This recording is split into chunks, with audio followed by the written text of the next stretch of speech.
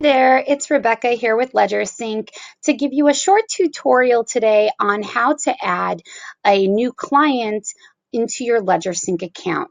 So to add a new client, all you need to do is use the client management option over here. This icon is what you would use to get your clients added. So I'm going to click on that, and once it's loaded, I'll show you how easy it is to get your clients into your client list.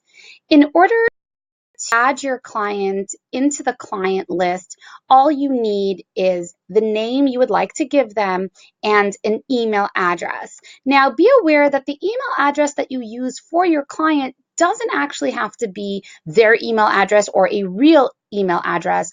The only thing you do need to make note of is each client does need to have a individual email address. Essentially, the email address is acting as the user ID for that client.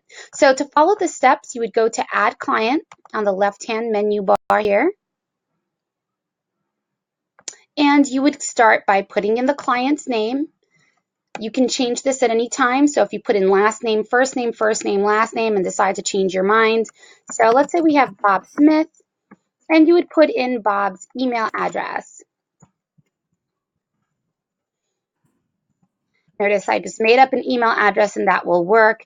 And you do have a number of email options for sending to your clients if you would like to introduce them to Ledgersync. I'll discuss that in another video, what your options are with regards to inviting clients to use Ledgersync with you or just maintaining Ledgersync on your own and connecting your clients' feeds on your own. So in this case, I'm going to select Do Not Send Invitation Email, and I will click on Add Client.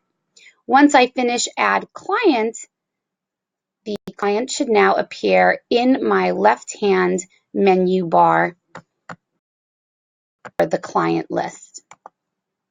Once your client is in the client list, you will be able to select them to begin adding your feeds, which again, we will discuss in another short tutorial. Thank you for joining me. Bye now.